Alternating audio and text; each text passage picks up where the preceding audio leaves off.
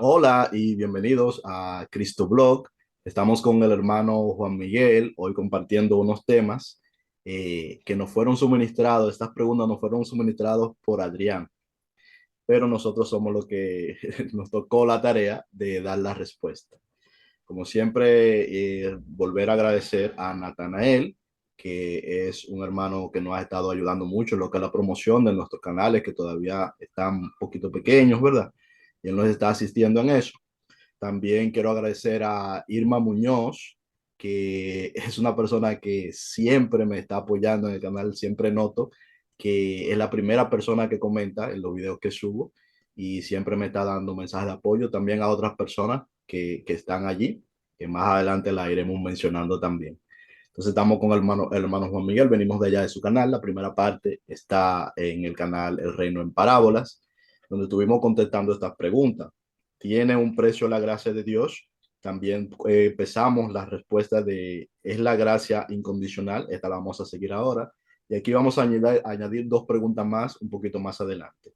Entonces ya Juan Miguel respondió eh, las dos primeras preguntas. Ahora me toca a mí comenzar con la segunda pregunta, que sería ¿es la gracia incondicional? Si quieres ver lo que las respuestas anteriores, vete al canal El Reino en Parábolas y comienza por ahí.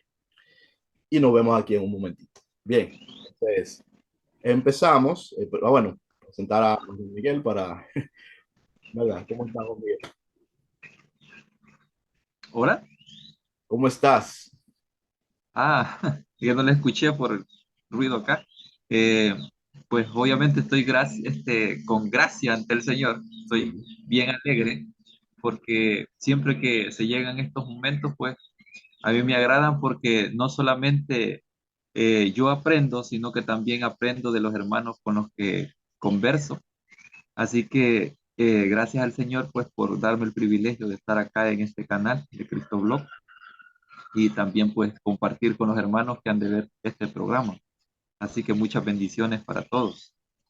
Llamar la atención sobre el hecho de que Juan Miguel hoy se levantó muy, muy temprano para que pudiéramos hacer este programa. Está haciendo un sacrificio de cama bastante notable. No vamos a decir la hora, pero bueno, vamos allá. La segunda pregunta que tenemos sería, ¿es la gracia condicional? Eh, yo diría que más bien que ser condicional, la gracia supone opciones. Porque, ¿qué es lo que es condición? Porque nosotros decimos, bueno, la gracia, siempre se suele decir, la gracia es incondicional, pero depende a qué nos estemos refiriendo por condición. Una condición significa que si sucede X cosa, entonces va a suceder aquella cosa Y. O por ejemplo, si camino por este lugar, entonces llegaré a aquel lugar. Si no camino por este lugar, entonces no llegaré a aquel destino. Es decir, eso es lo que se supone una condición, que algo tiene que darse para que lo otro se dé. Eso es lo que es una condición. Entonces, en esto podríamos decir que, bueno, hay una condición para que haya gracia, como explicamos en la primera pregunta. La condición para que haya gracia es que primeramente el que va a dar la gracia, se, vamos a decir, sea el Señor de aquel a quien va a liberar. ¿Se entiende? ¿Por qué? Porque como expliqué en la forma como lo expliqué en el video pasado, si quieren, pues sería bueno que vayan y lo vean, es Jesús, o sea, Dios se encarna en Cristo para liberarnos de la esclavitud del pecado. Nos compra a precio de sangre, es decir, Él nos compró. Entonces, si Él no nos compra, no podemos ser liberados. Entonces ahí hay una condición. La cuestión es que la condición no depende de nosotros, sino que la condición estaba en la mano de Dios. Como decimos, la patata caliente estaba en la mano de Dios. Él es que cumple con la condición para que nosotros entonces pasemos a ser primero comprados por Él y inmediatamente liberados por Él, porque ahí es que entra la gracia. Somos comprados por este Señor y una vez comprado por Él, entonces Él nos da la gracia. ¿En qué consiste la gracia? En hacernos libres. Conoceréis la verdad y la verdad os hará libre. Y la verdad es Cristo, se está refiriendo a sí mismo. cuando lo dice. ¿Sí? O sea, entonces, ahora, nosotros tenemos opciones. Antes no teníamos opciones. ¿Entiendes? Entonces, creo que la palabra opción es más importante que la palabra condición en este caso, respecto de nosotros, porque como acabo de decir, ya la condición la cumplió él. Él cumplió la condición para que fuéramos libres. Ahora, sí, la condición. Ahora nosotros tenemos la opción. ¿Por qué? Porque como somos libres, entonces nosotros elegimos a quién servir. Antes no podíamos elegir a quién servir, pero ahora sí. Cuando eres esclavo, tú no eliges a quién sirves. Tú tienes que servir a aquel de quien eres esclavo. Ahora que hemos sido liberados, que hemos sido comprados y liberados, entonces podemos decidir, tenemos opciones. ¿Qué es lo que sucede? Que en tanto conocemos quién es Dios y todo el mundo le va a conocer, en tanto conocemos quién es Jesús y cuál es su gracia, y todos llegaremos a conocerle, ¿qué es lo que nosotros vamos a decidir? Obviamente, vamos a decidir servirle a Él. Unos ya lo decidieron, otros lo decidirán en el futuro.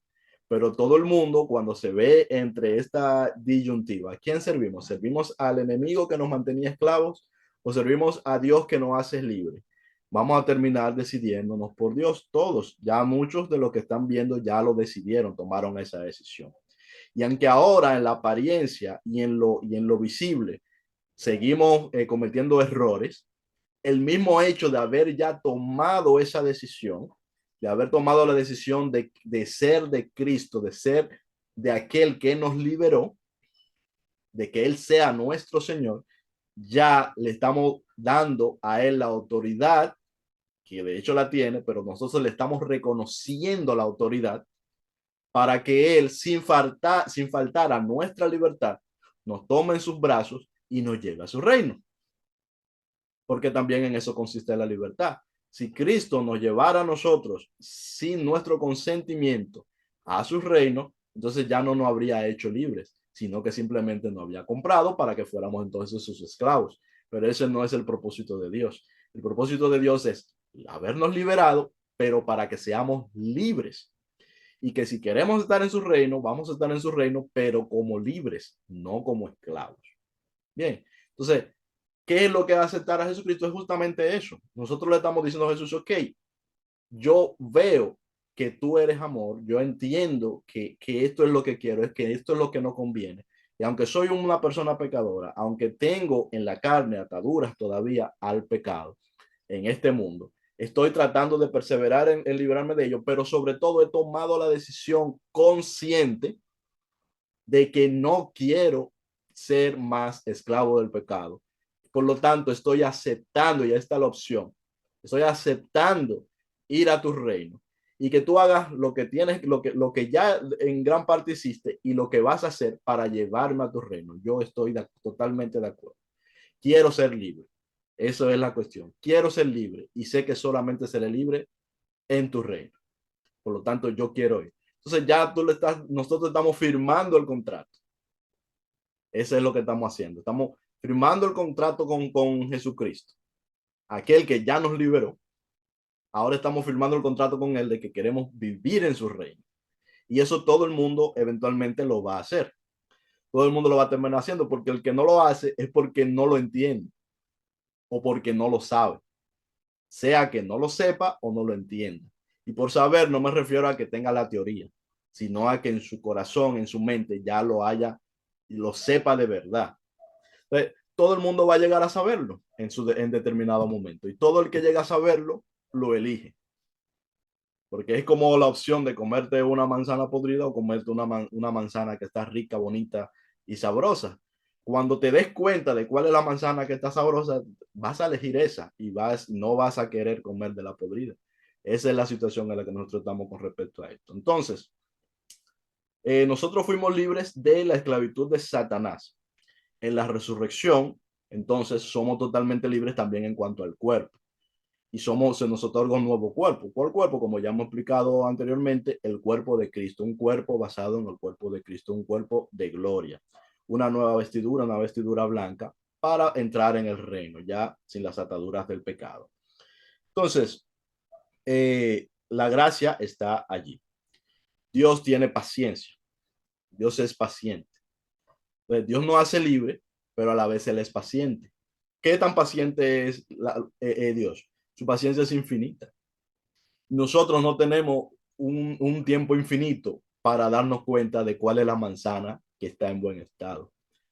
¿Eh? Sin embargo, su paciencia es infinita. Es decir, que la paciencia de Dios va mucho más allá de todo el tiempo que podría tomar a cada ser humano el darse cuenta de que en Cristo es libre.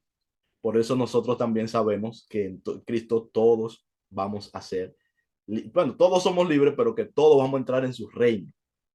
Libre ya fuimos liberados.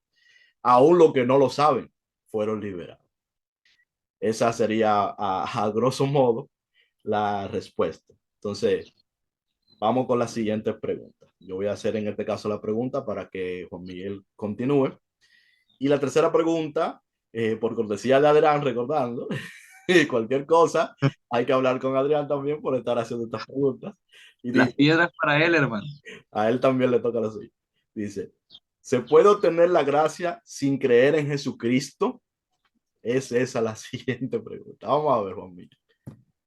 Esta pregunta es un poco difícil para mí, pero yo creo algo que, y nunca lo he dicho, pero lo voy a decir ahora. Eh, yo considero que la gracia, como dije antes, está abierta para todos, indiscutiblemente. La cosa es que la gracia no se puede experimentar si usted no puede, o más bien no entiende que tiene que ir a Jesús primero. Porque si usted no ve a Jesús primero, usted no va a poder entender cómo es el Padre, qué es el regalo que le ha dado el Padre a usted, qué implica ese regalo, de dónde proviene ese regalo. O sea, es como que a usted le lleguen a dejar un regalo y sin destinatario, y usted no sabe de quién es. Entonces, yo considero que la gracia siempre está ahí. Y si esta pregunta el hermano la hizo enfocada en aquellas personas que son ateas y aún no creen en Jesucristo, yo voy a decir algo muy importante para aquellos hermanos que todavía aún no han llegado a los pies de Cristo, pero yo considero que hay gracia para ellos, aún no creyendo en Jesucristo. Y ahora sí voy a decirlo, porque si no, no tuvieran vida. El Señor cuando incluso en la concepción de una persona, desde ese momento, su gracia ya se está amplificando en ella. ¿Por qué digo esto? Porque el Señor no crea vasijas para luego destruirlas. El Señor crea vasijas para conservarlas. Un alfarero de la tierra lo que va a hacer es construir vasijas. Sí, las va a construir, pero realmente las construye para venderlas y el Señor no hace eso, sino que las conserva. Y lo interesante de esto es que si un alfarero de la tierra vende esta vasija, voy a poner este ejemplo, vende esta vasija a una persona, el alfarero sabe que esa persona que ha comprado la vasija posiblemente no la cuide como él la cuidaría porque él la ha hecho. Pero esta persona posiblemente la rompa por error. Puede ser que algún niño le dé vuelta y se quiebre, pero considero que Satanás así actúa de esa manera en cada ser humano.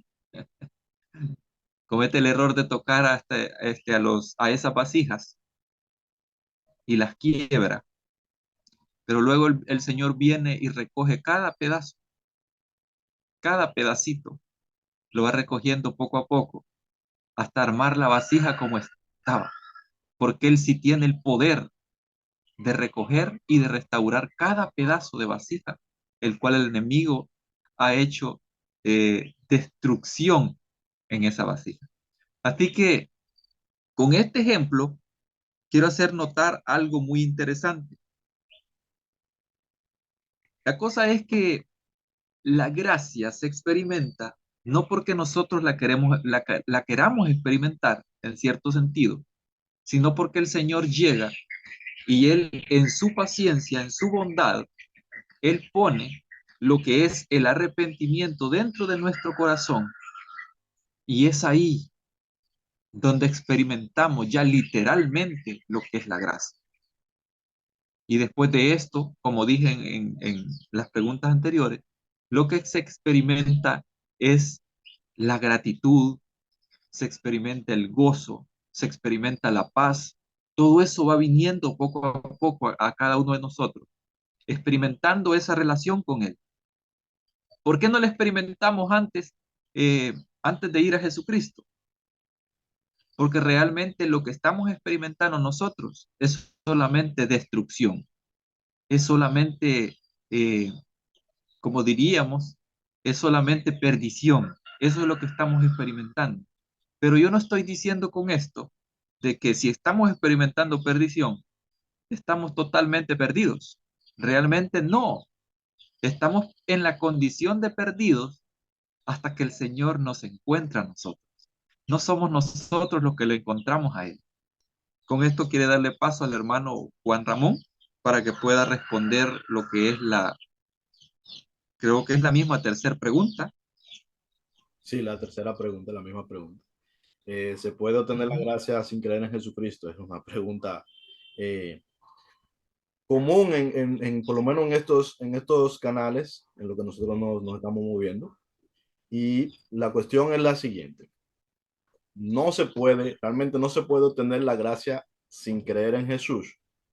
Claro que sí, porque la gracia no es algo que depende de nosotros. La gracia no depende del ser humano. La gracia ya está dada. Ya el precio fue pago. Ya Cristo pagó el precio y ya Él nos dio libertad. Es decir, nos liberó incluso de sí mismo. ¿Entiendes? Entonces, esa es la gracia.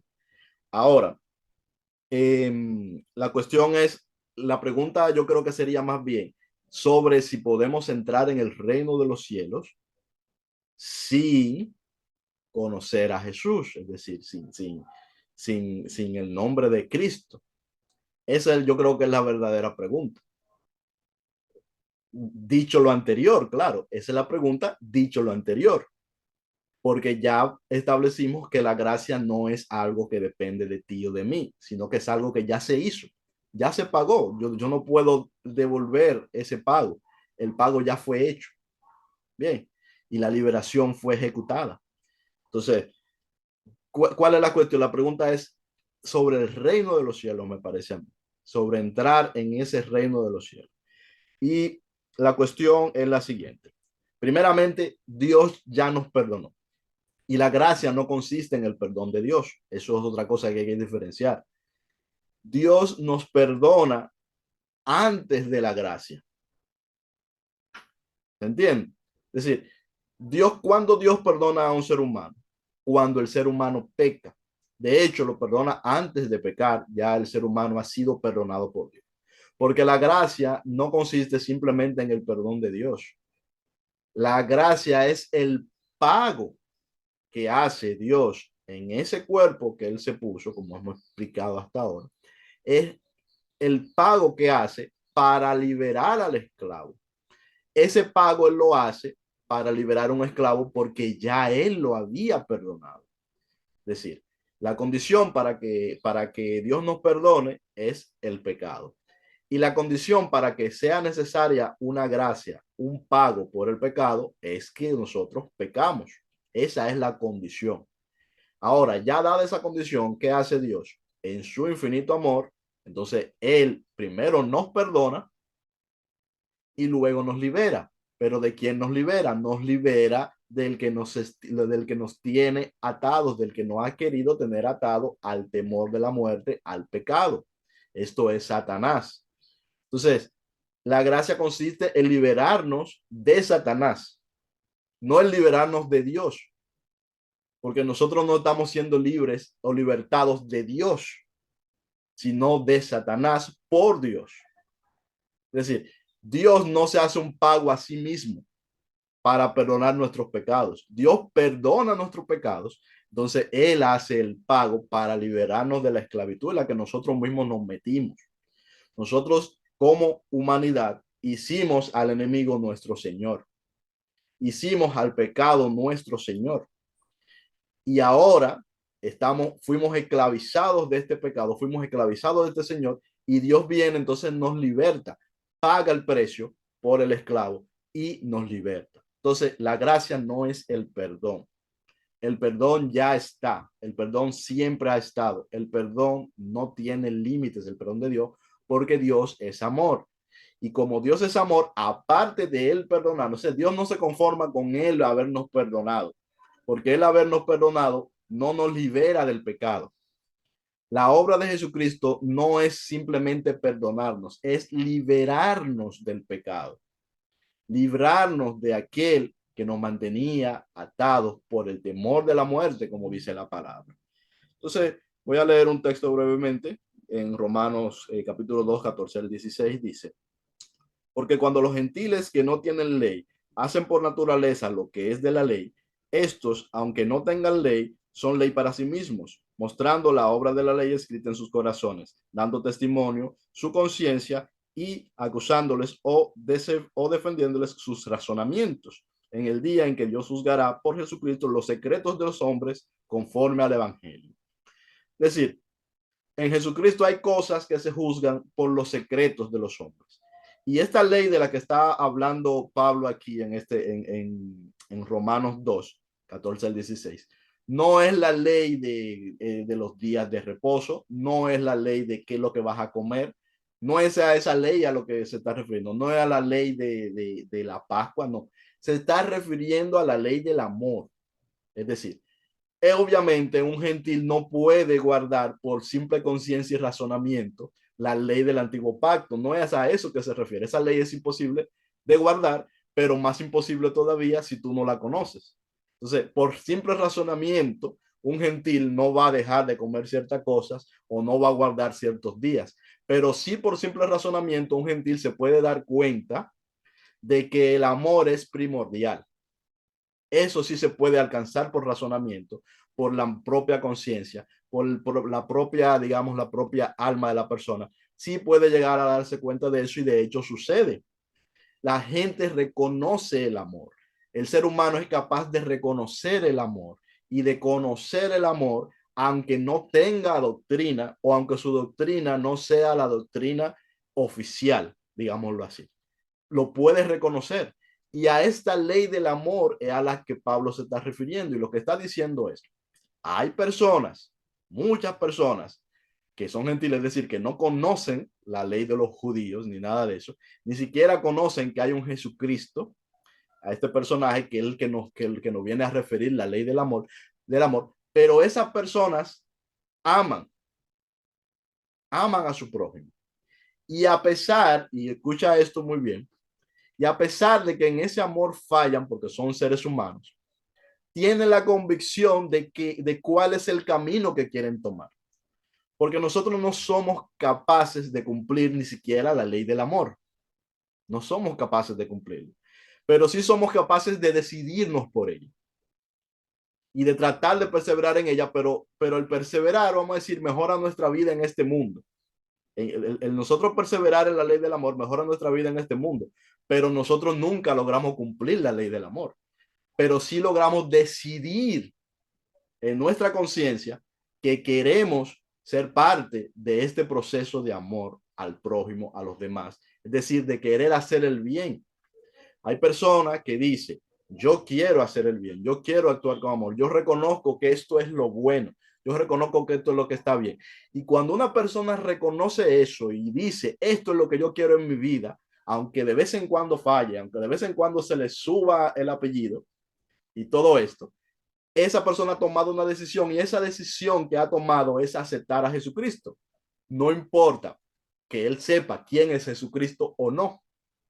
Cuando una persona elige, cuando una persona en su corazón decide que seguir el amor, hacerle el bien a los demás siempre que sea posible, es lo mejor.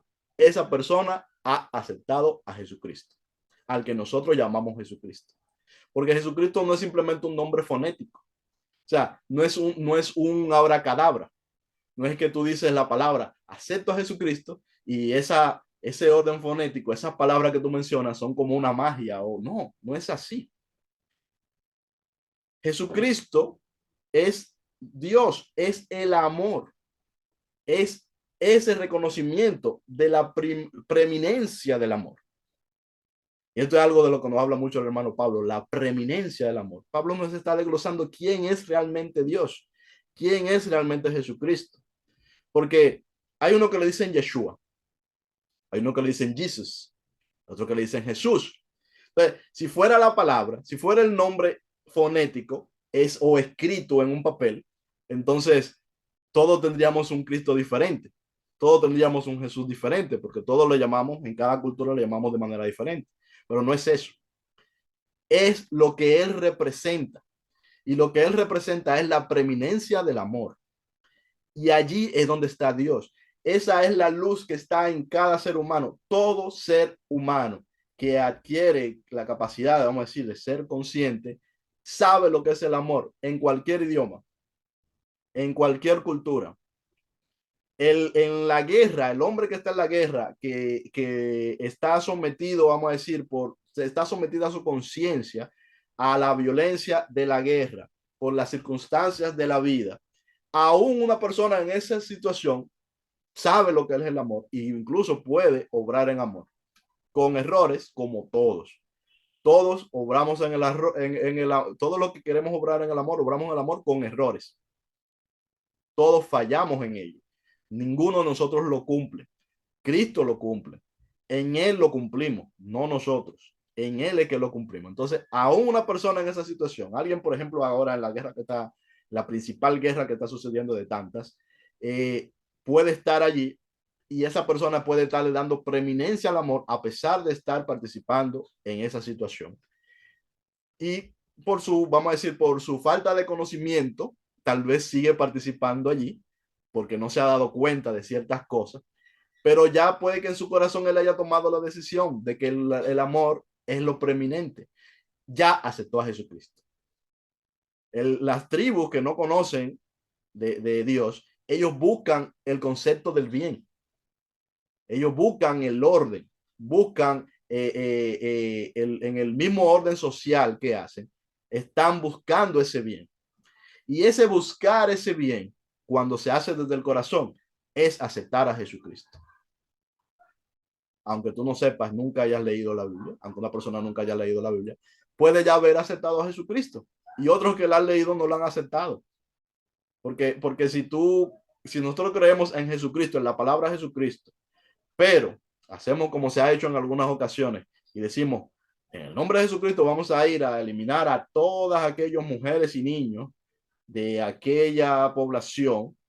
Pues, bueno, tú le podrás llamar Jesucristo, pero es Satanás que tú estás sirviendo en ese aspecto, en ese punto estás sirviendo a Satanás, aunque le llames Jesucristo, porque la cuestión no es ese nombre, no es esa fórmula mágica, es el amor. Entonces, bueno, se nos ha hecho como un poquito larga la cosa, Juan Miguel. ¿Qué tú dices si pasamos a la siguiente pregunta para ver si nos da el tiempo? Eh, sí, vamos a la siguiente pregunta. Dice, ¿la gracia alcanza aún a los que no han nacido? Dale ahí. La respuesta cortica sería sí, porque en realidad, o sea, eh, el Señor incluso, Él fue el que dijo que incluso de estas piedras yo puedo levantar hijos de Dios, o perdón, hijos de Abraham, dijo él. Entonces, si el Señor tiene el poder de levantar hijos, incluso de las piedras, entonces el Señor tiene el poder incluso de transmitir esa gracia a una persona que no ha nacido y que también pudo haber sido abortada por la madre, ¿verdad? En este caso, por decisión de ella, y esa persona todavía le alcanza la gracia del Señor. Lo contrario, y esto lo voy a mencionar para que lo tengan en cuenta, no es que yo lo crea, pero lo contrario sucede eh, en las creencias la Iglesia Católica. En la Iglesia Católica se cree todavía que los niños tienen que pasar por sufrimiento, ya sea en el purgatorio, primero para poder pasar al cielo. O sea, esto es inconcebible porque ¿cómo es posible que un niño, o sea, un niño, y voy a poner un ejemplo, un niño de por lo menos unos, ¿qué? Unos 2 añitos o un año, vaya a parar ahí? O sea, con qué motivo el Señor haría tal cosa? O sea, algo inconcebible. O sea, el propósito mío no es entrar en debate con esta situación, sino que lo estoy poniendo como ejemplo porque el Señor no trabaja de esa manera tampoco. El Señor no es un miserable como lo seríamos nosotros, sino que el Señor es algo, o sea, es algo que está mucho más allá de nuestra comprensión en el sentido de amor, porque de eso estamos hablando. Y la gracia también trata de eso, trata del amor que nos tiene a cada uno de nosotros. Si no, voy a devolver la pregunta. En la parábola del hijo pródigo, la parábola del hijo pródigo, ¿cuándo es que deja de tener gracia el hijo menor? ¿En algún momento la deja de tener? Nunca se aparta la gracia. Es que nunca. El padre siempre sigue amando a esta persona por más lejos de la casa que esté. Aunque esté allá comiendo con cerdos, el Señor siempre tiene esa gracia en pie. ¿Por qué? Porque el que se ha ido de la casa no es un animal, es su Es hijo un el hijo. que se ha ido de la casa. Entonces la gracia se mantiene. Por ende, es igual a un hijo que no ha nacido. En este caso, una persona que está todavía en el vientre de la madre, una persona que está ahí, aún tiene gracia. ¿Por qué? Porque esta vida en realidad no ha sido dada por el ser humano o por la unión de dos seres humanos, sino que ha sido dada por el poder de nuestro Padre que está en los cielos. Por ende, si Él ha dado esa vida, entonces quiere decir que la gracia alcanza incluso a aquellas personas que no han nacido todavía. Y puedo comprobar con un texto esto que estoy diciendo. Y solo vean lo que dice segunda de Timoteo en sus versículos, segunda de Timoteo capítulo 1, en sus versículos 8 y 9. Solo vean lo que dice acá Pablo. Por tanto, dice, no te avergüences de dar testimonio de nuestro Señor, ni de mí, dice acá, preso suyo. Antes participa de los sufrimientos del Evangelio por el poder de Dios, quien nos salvó y nos llamó con santo llamado, no conforme a nuestras obras, y esto abarca un niño, porque un niño, ¿qué obra va a hacer en el vientre de la madre? Sino según su propósito.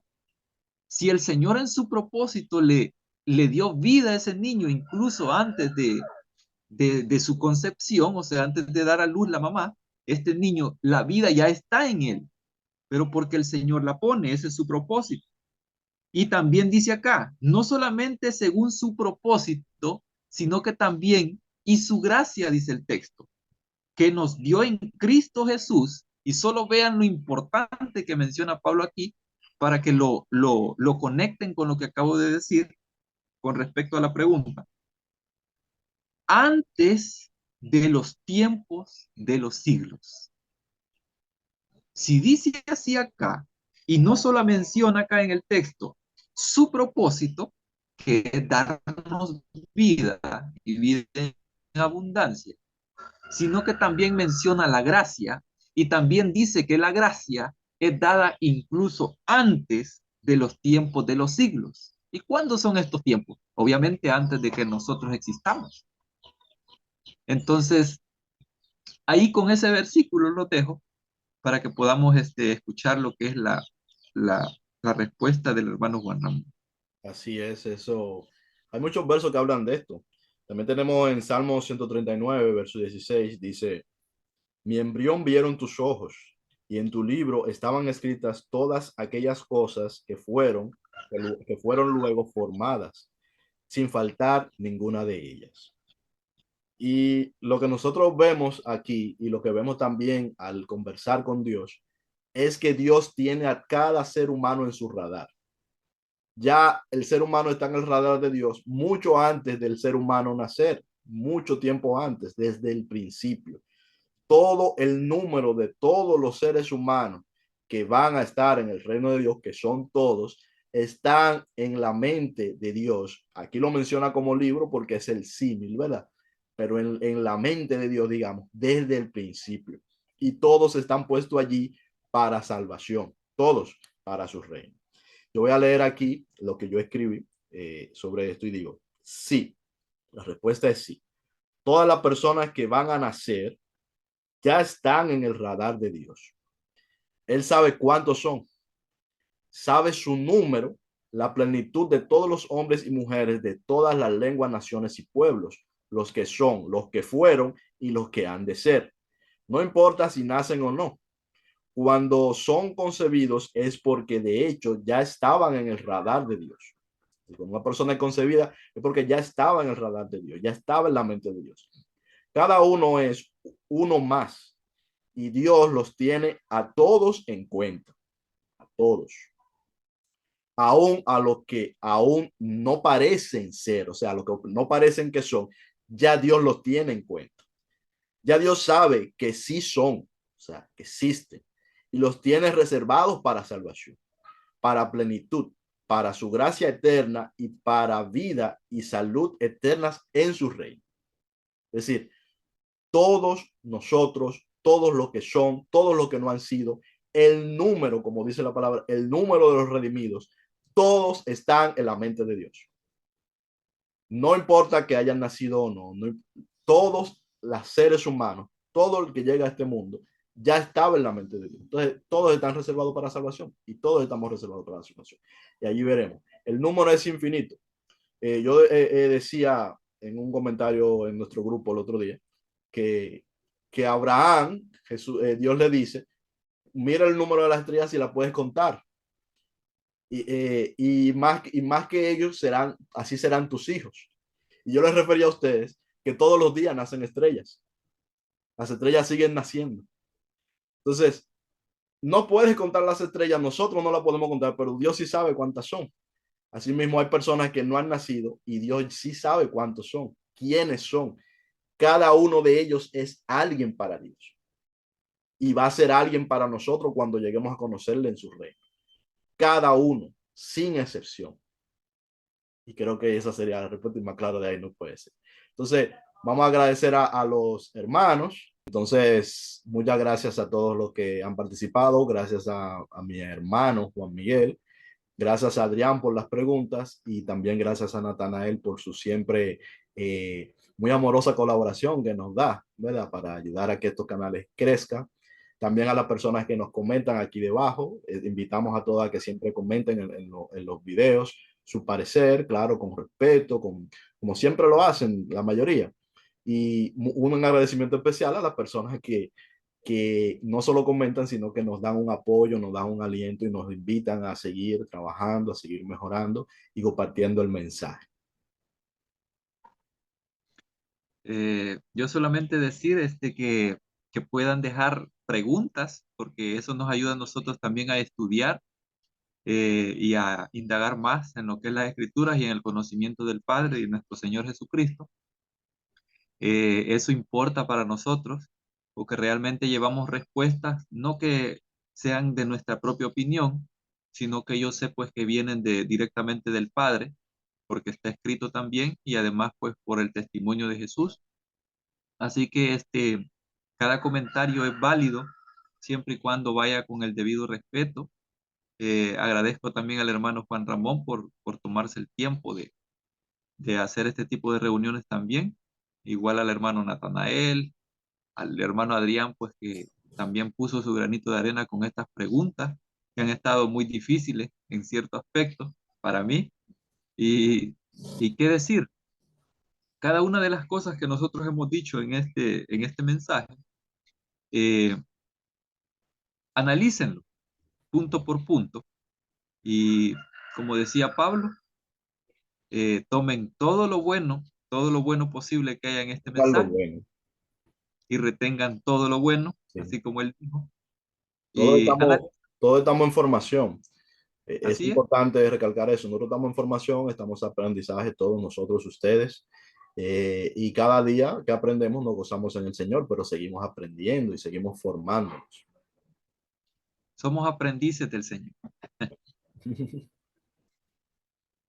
Nos vemos. Muchas bendiciones.